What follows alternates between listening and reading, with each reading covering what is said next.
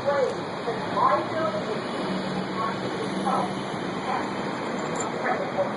I mean, this is outrageous again. I mean, there's no other word for this. Please stand up and say no to this.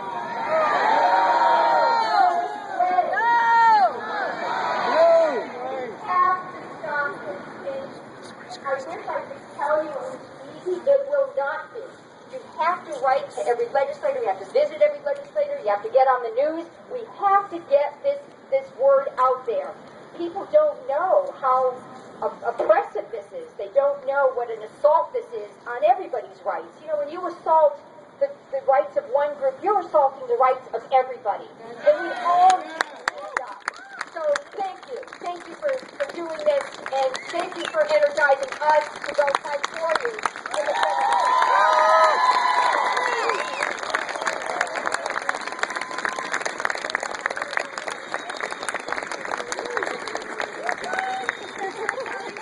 Hi everyone. I'm Delegate Cheryl Herring. I represent Alexandria City, and I want to thank you all for being here today. Your power and your strength, and just letting people know what's happening, I think actually had an effect on the House floor today. Because your presence meant something. And what's most important, you're calling people out for what they're doing. And I want them all to know, we're calling you out for making a law, or trying to make a law, that violates a woman. We're calling you out. When you produce extreme bills that are not about a woman's health, we will continue to call you out until you step back from this extremist legislation.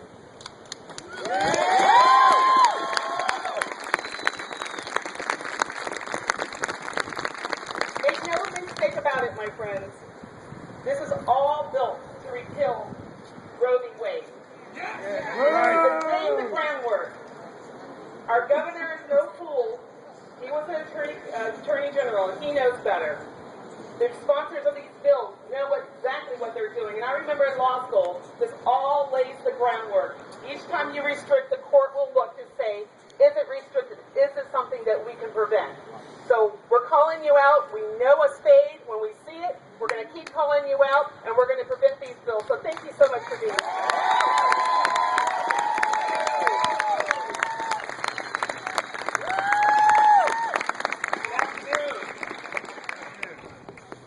I'm Delegate David England. I represent Alexandria, Arlington, and Fairfax. I just want to thank you all for being here today, for voting with your bodies and with your feet, and coming out and demonstrating that Virginians far and wide are opposed to these extremist measures that House Republicans are trying to push on us. You know, Governor McDonnell in his State of the Commonwealth address, he warned the new Republican majority against overreach and against arrogance. Now they're trying to claim, oh, most of the bills we're doing don't have anything to do with these issues. Well, can you imagine what we would be facing if they went all in? You know, they're saying this is an overreach. They're literally reaching into women's bodies with their legislation. And they're make no mistake, this is a long-term agenda to undermine and do away with a woman's right to choose. Many of us weren't alive back when women didn't have the right to choose in this country.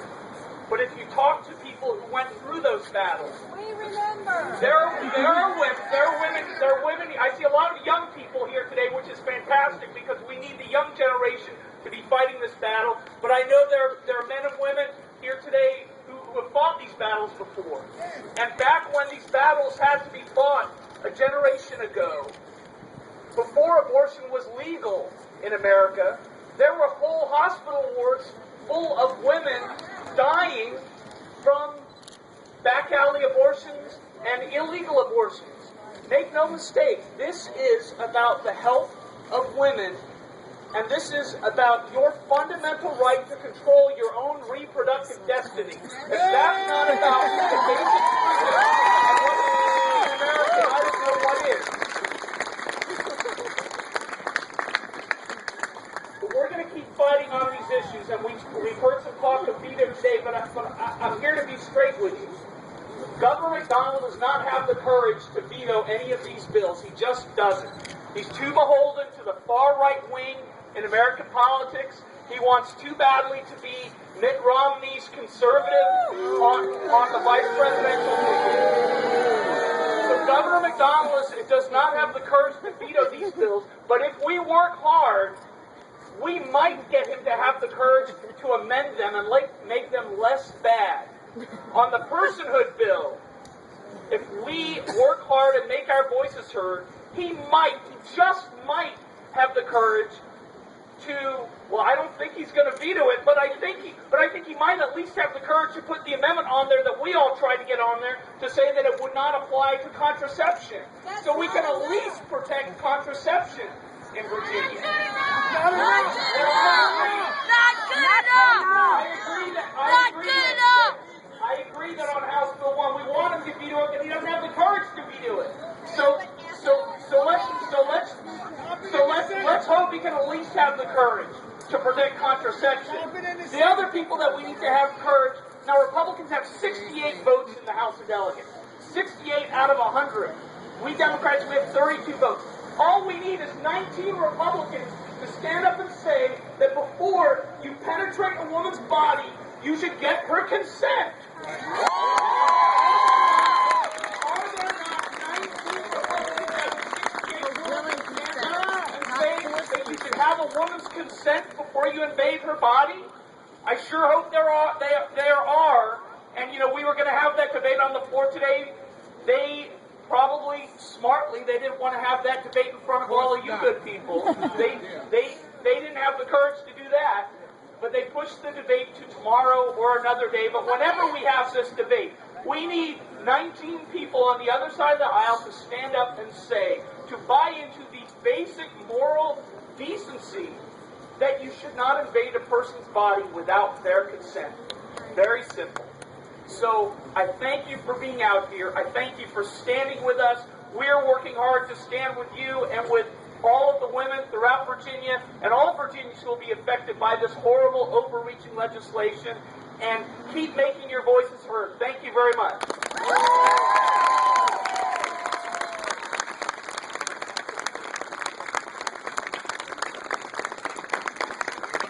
Good afternoon. One way to stop. Get on the steps. Oh, he's trying. There's one way to stop it. At the ballot box. You got to remember that. One way to stop it. Because if men cannot see that women should have the choice to make their own decision, they won't listen on the other side. It's at the ballot box. We got to do that. What right do we have? Just suppose if you would put the right on us to say that you can control our body. That's what we should do. Control our body, then we will stop that crap. I'm going to ask y'all this. Please don't give up. Let's work together, stick close together. Remember, if we are not successful this year, next year at the ballot box, those who do not give women the right, get them out of office.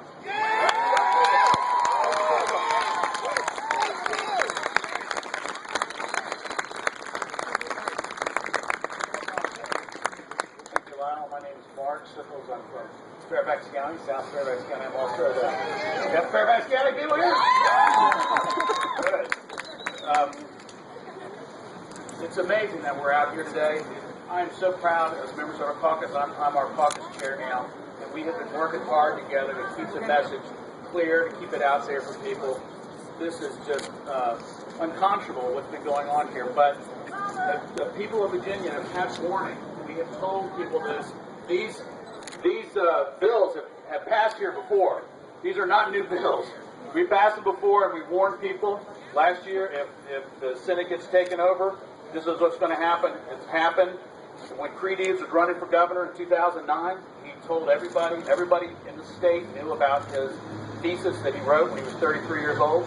And he's finally getting to put that into action here. Now, let's hope he's changed.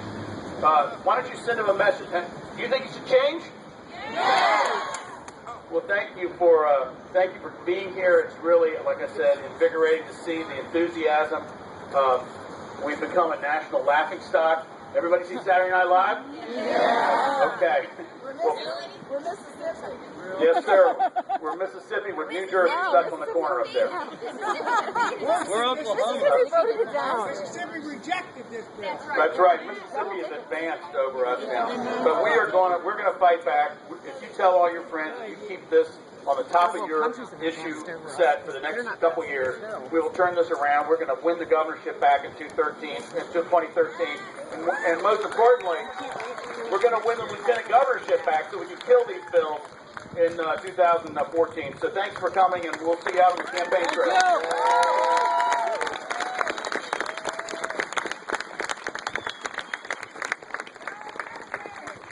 Hello, I'm Betsy Carr from Richmond.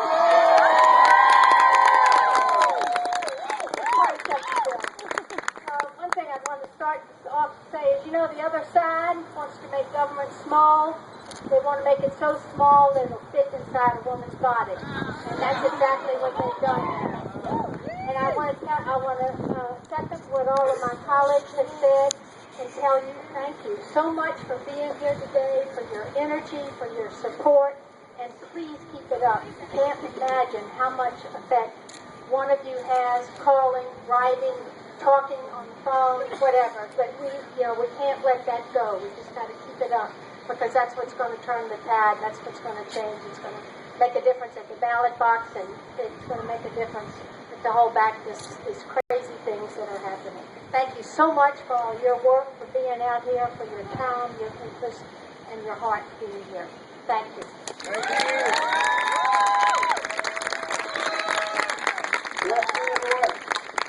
afternoon.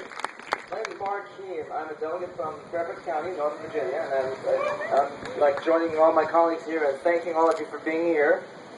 You know, today is a federal holiday, and today happens to be President's Day, and we stand right here in the middle of the Commonwealth of Virginia, the home state of 8 presidents of the United States.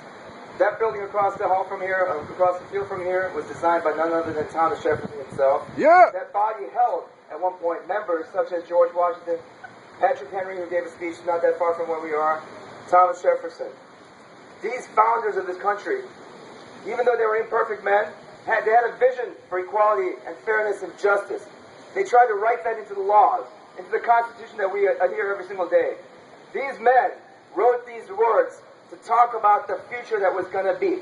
The future that was going to be a more perfect union than the one that they had, because frankly, they were slave-owning men. And yet they had an idea of what the life should be about in the future. History has always been about improving the future. History has been about making sure that justice prevails, not necessarily for me, for my generation, but I'm going to do everything I can in my generation so that the future is better. That's what the women of this Commonwealth have done for 200 years, 300 years, fighting to struggle for their rights. As of today, we have those rights. The Constitution promised it, we now have it. And yet, the men and women in that chamber today, the majority party of this Commonwealth today, decided that that's not good enough for them. They would rather see the days before those rights were given, when there were lesser rights, when the rights were only in paper but not in reality. That all the women in this room right now, all of you gathered here today, that you can only enjoy those rights by reading about it, not by exercising it. Boom! My friends, we are a few. There are only 32 of us Democrats in the House. We are a diverse party. We come from all parts of the Commonwealth. We come from all backgrounds. People like me don't even come from Virginia. We're born overseas. But we come together with one view that unifies all of us. And that view is that we believe in the Constitution. We believe not only what the words say, but indeed that we will actually carry out those rights in the Constitution. And we believe that those rights are for every single person, no matter your gender, no matter your race, no matter your religion, no matter your nationality, no matter what the creed. We believe these rights exist for you. And we're going to do everything we can to stand up and fight for those rights. Now, my colleagues have talked about our strategy here for the next few days. Frankly, I don't know what's going to happen over the next few days. We are outnumbered. I stand here not only as a minority, not only a minority in that I'm by race a minority, by political party I'm a minority, by geography I'm a minority, but I'm also a minority in that I'm a male. Commonwealth of Virginia has a majority of women that run this place. majority of women are across the country. If we don't succeed over the next few days in those halls by using our democratic ways to make the bills better, if we don't win that, and if the governor of the state decides to sign this bill into law, guess what? We have part two. Part two is another promise of the democracy that says campaigns and elections are how we decide our future leaders. And guess what, folks? We are a majority female state. When women vote, women win.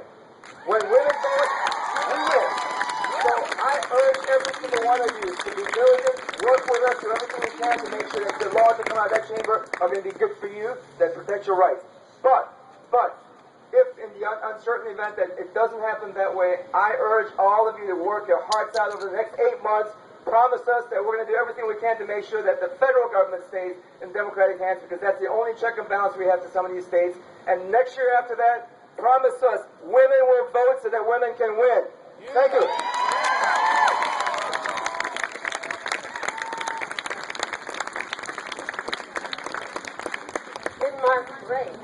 Mark gave you a tremendous overview of history. I'm Vivian Watts. I represent an area of Fairfax in Springfield, Annandale. And he gave you a wonderful overview of history. I'm going to give you a little history in one woman's life, and that would be mine. I'm 71 years old. Whatever. But I was giving birth to my second child thanks to Planned Parenthood. I was married in college.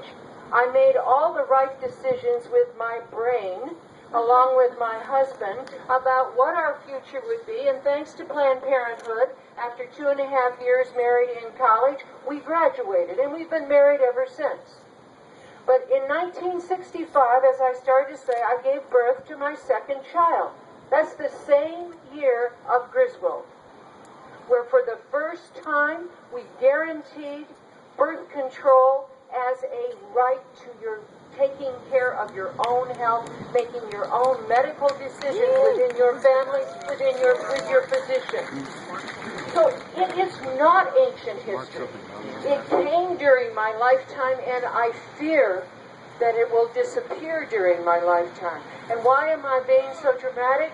Another little piece of history. I have been on the House Courts of Justice Committee for the last 14 of the last 16 years. When I first started seeing some of these little bills, I thought, they don't know what they're talking about. They don't really know that conception is, by any medical definition, it is the joining of egg and sperm. And that if you protect conception, that by definition you are outlawing contraception. You are outlawing birth control. I get the material handed to me just last year from the Human Life Alliance that says, what about birth control? It is an abortion because it keeps a fertilized egg from implanting. You read the language of these laws, and that's exactly what the intent is to take us back to what during my lifetime I assumed was my right to do the right thing about my own health.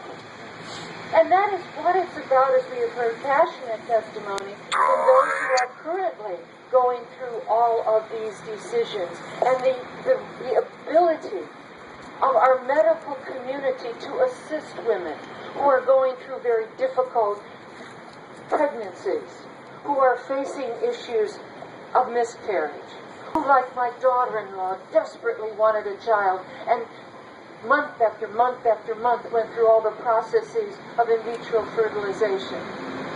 These are what are at stake, and the bright letter of the law is clear that that's what these bills are about, is to take away and take us back to when we did not have control over our own health decisions. Boo! I urge you, in every word that you have heard, that as I have seen this evolve over the last 16 years, and have tried to speak to it on the campaign trail, again and again, I've been brushed aside. Well, that's ancient history. We've got those rights. We are now seeing the fruit that one does not take that for granted. We've got to get out and work. We've got to make sure that it is well understood that indeed what we are talking about is one philosophy of when life begins, being imposed on all the decisions of the citizens of the Commonwealth. And that is not the historic freedom that Mark King just spoke so eloquently to. Thank you.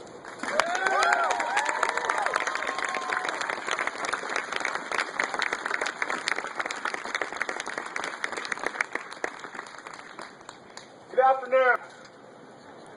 My name's Alfonso Lopez. I'm the newest member of the Virginia House of Delegates Democratic Caucus. I've only been here for 5 weeks or so, but a word keeps popping into my mind.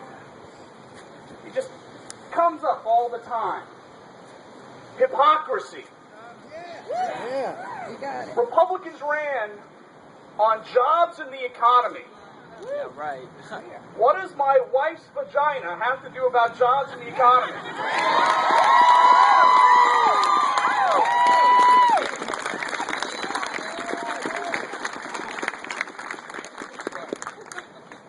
Virginia is better than this. Yes. We represent something better. Yes. We have for 400 years. Yeah. Let's not go back. No. Let's not go backwards. This is not what Virginia is. You are standing up for what is right. You are standing up for the future. You are doing the right thing. And as all of my friends in the caucus have said, vote. Get us more Democrats. So this kind of sham legislation does not have to sully the Virginia General Assembly ever again.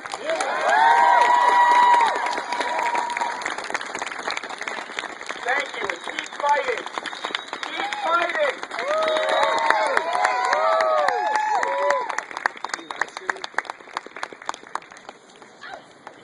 This past Thursday marked the 96th anniversary when revolutionary Emma Goldman was arrested in New York City.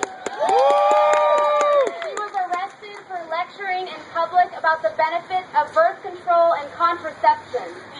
Almost a century ago, women were being prosecuted for claiming sovereignty over their bodies and their reproductive decisions. I only wish that I were here today in front of you in celebration and that I could stand and look at you and say, look how far we've come. My name is Ramey Connolly, and I'm a member of the Richmond Reproductive Freedom Project.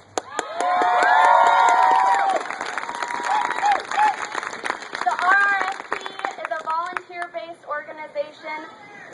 The RRFP is a volunteer-based organization that uses individual donations to provide practical and financial support for abortion services in Virginia and our surrounding communities. But I do not just represent the RRFP. I represent women like Monica, a married mother of 3, who called her local abortion fund because she and her husband had canceled their health insurance in order to pay their heating and electric bills. I represent women like Virginia, who contacted the National Network of Abortion Funds because a staff member of the Pennsylvania prison in which she was incarcerated sexually assaulted her. I represent the 1 in 3 women who will need abortion services during her lifetime.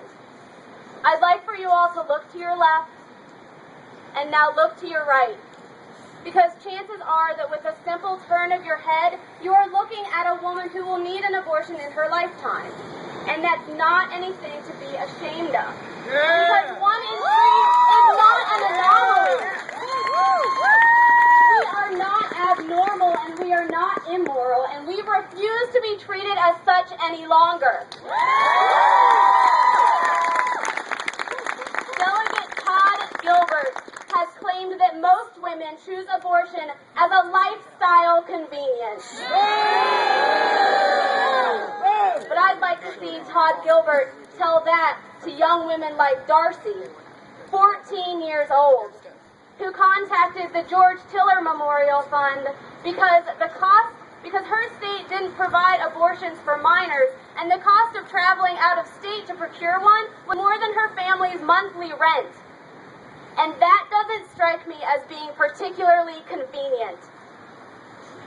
Out of every 4 women who are on Medicaid who seek an abortion, one of them will be forced to carry a pregnancy to term against her will because she cannot afford an abortion. And I fail to see the convenience of that as well. What I do see is that these bills, in conjunction with other current legislation regarding immigration, regarding the attempt to ban same-sex couples from adopting children, and the refusal to pass a bill which would ban the practice of shackling incarcerated women during labor, is without question an attempt to further police our bodies and to separate us from the things that make us very much human.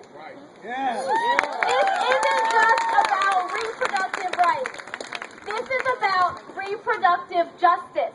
Because having the right to an abortion is not equivalent to having the means to get one. This is not just about keeping abortion safe and legal. It's about keeping abortion safe and legal and making it affordable and accessible. This legislation is about the legal subjugation of women. When legislators interject themselves between women and our bodies, they dehumanize us. They force us to disconnect from our identities, and they effectively delegitimize our experiences and our lives. This is a violation of our human right to dignity.